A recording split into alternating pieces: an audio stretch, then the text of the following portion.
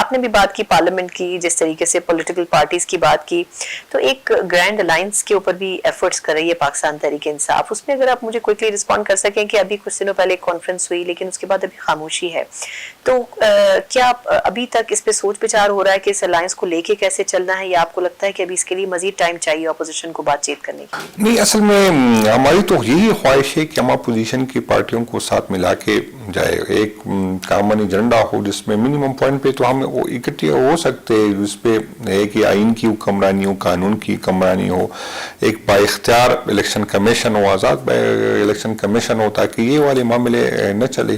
تو ہماری کل بھی، میں چونکہ اس کمیٹی کا ممبر نہیں ہوں، کل بھی جو ہے مصطفیٰ نواز کھوکھر صاحب کے گھر پہ میٹنگ ہوئی ہے. تو ہماری یہی کوشش ہے کہ ہم سارے اپوزیشن پارٹیوں کو ساتھ ملا کے آگے بڑھیں. لیکن خواہش ہے، لیکن ہماری ضرورت نہیں ہے. پاکستان تحریک انصاف اس ملک کی سب سے بڑی پارٹی ہے، ہماری اپنی اسٹرینتھ اتنی ہے کہ ہم تحریک چلا سکتے ہیں. لیکن کوشش یہ ہوگی کہ اپوزیشن پارٹیوں جو پارلیمنٹ کے اندر ہے، جو پارلیمنٹ سے باہر ہے، سب کو ہم اکٹھے کر لیں اور انشاءاللہ آگے اکٹھے بڑھیں.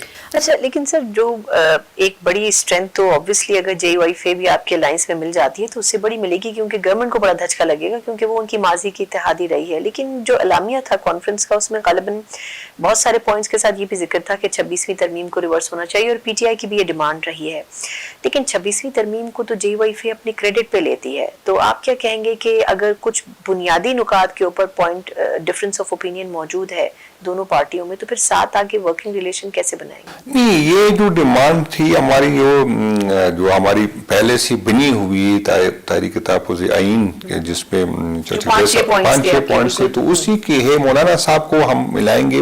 تو ہمارا یہ کہ مولانا صاحب کے ساتھ ہم نے ایک سب کمیٹی بنائی ہے، جو مولانا صاحب کے کچھ ہم سے تحفظات ہیں، ہمارے مولانا صاحب کی پارٹی سے تحفظات ہیں، تو وہ سب کمیٹی دیکھیں گے. ضروری نہیں ہے کہ ہر بات پہ ہم جو ہے ایگری ہو، لیکن کوشش یہ ہوگی کہ کم سے کم پوائنٹ پہ جس پہ ہم ایگری ہو سکتے اس پہ تو جو ہے اکٹھے آگے جا سکے.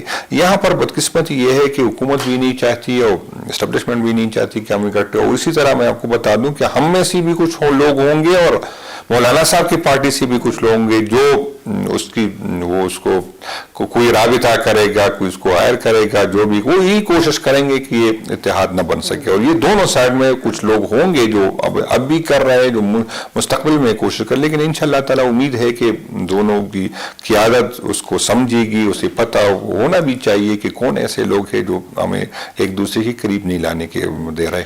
اچھا، اس حوالے سے لاسٹ کوشچن وہ یہ کہ جے وائی فے نے جب ان سے بات کی جائے تو وہ یہ کہتے ہیں کہ ہم نے کچھ ریزرویشنز یا مطالبات رکھے ہیں پی ٹی آئی کے سامنے، جب تک اس کے اوپر ہمیں کوئی جواب نہیں ملے گا تب تک ہم یہ کلیئر نہیں ہوں گے کہ ہم نے الائنس کا حصہ بننا ہے. یعنی کیا وہ ریزرویشنز یا وہ مطالبات یہ ہیں کہ گنڈا پور صاحب کو ہٹا دیا جائے سی ایم شپ سے، یا جو الائنس بنتا ہے اس کی جو اس کو ہیڈ کرنے کا جو وہ ہے کریڈٹ وہ جے وائی فے کو ملے، وہ بیسکلی وہ کیا ریزرویشنز ہیں؟ یہ اصل میں پھر آپ کو بتا دوں کہ اس کمیٹی کا میں جو ملاقات ہوئی، جو سب کمیٹی بنی تھی، اس میں اسد کیسر صاحب تھے اور عاطف خان صاحب تھے. تو مجھے نہیں پتا کہ ضروری نہیں ہے کہ اس کی جو ہر شرط ہم مان لینا اور یا ہماری ہر شرط وہ مان لے. اس طرح ہوتی ہے، ڈیمانڈ رکھی جاتی ہے، پھر اس لیے ہوتی ہے کہ پھر اس کو پہ بات ہوتی ہے، کچھ چیزیں نکل جاتی ہے، کچھ رہ جاتی ہے.